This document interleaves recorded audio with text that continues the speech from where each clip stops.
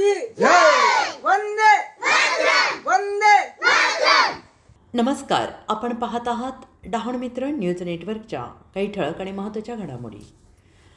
हसमुख संस्थेकडून दुर्गम भागातील विद्यार्थ्यांना शैक्षणिक साहित्य वाटप, सुरक्षित सुशिक्षित भारतासाठी आपली साथ आवश्यक। सलग दुसऱ्या वर्षी शैक्षणिक साहित्याचं वाटप, विद्यार्थ्यांसाठी हसमुख संस्थेचा उपक्रम। दिनांक 15 ऑगस्ट 2024 रोजी हसमुख शैक्षणिक आणि सामाजिक संस्था पालघर यांच्या वतीनं 79व्या भारतीय स्वातंत्र्य दिन वाडा तालुक्यातील जिल्हा परिषद शाळा कोलीम सरोवर आणि जिल्हा परिषद शाळा निहाळी केंद्र कळंबे येथे उत्साहात साजरा करण्यात आला। या औचित्याने विद्यार्थ्यांना दप्तर आणि शैक्षणिक साहित्य वाटप करण्यात आले। वाडा बसस्टॉपपासून सुमारे 20 किलोमीटर आणि पालघर शहरापासून जवळपास 67 किलोमीटर अंतरावर असलेल्या या दुर्गम डोंगराळ भागातील शाळांमध्ये इयत्ता 1ली ते 5वी पर्यंत अनुक्रमे 29 व 8 विद्यार्थी शिक्षण घेत आहेत।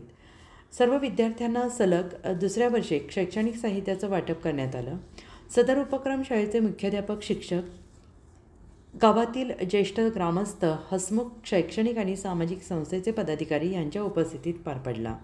ग्रामीण भागात शासन शिक्षणाच्या गरजा पूर्ण करण्याचा प्रयत्न करीत असले तरी समाजातील प्रत्येकाने आपली सामाजिक बांधिलकी लक्षात घेऊन शिक्षण विकासासाठी हातभार लावावा असे प्रतिपादन संस्थेच्या वतीनं करण्यात आले।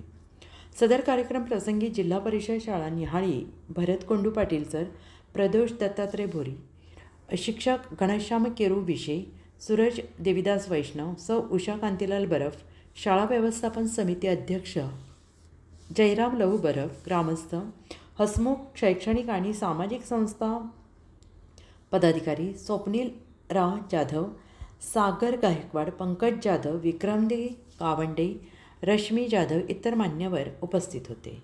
अशाच नवनवीन बातम्यांसाठी पाहत रहा डहाणू मित्र न्यूज नेटवर्क। आज आमच्या जिल्हा परिषद शाळा कोलीम सरोवर, जी की दुर्गम शाळा म्हणून ओळखली जाते, अशा या दुर्गम भागामध्ये वाड्यापासून जवळपास 20 किलोमीटर अंतरावर एकदम डोंगराळ भागामध्ये असलेल्या या शाळेमध्ये हसमुख शैक्षणिक आणि सामाजिक संस्था या संस्थेने गेले 2 वर्ष, मागच्या वर्षीसुद्धा आमच्या शाळेतील सर्व विद्यार्थ्यांना त्यांनी शैक्षणिक साहित्याची मदत केलेली होती।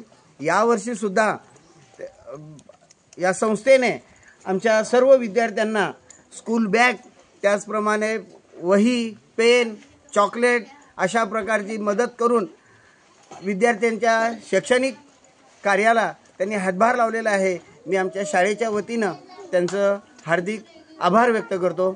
धन्यवाद।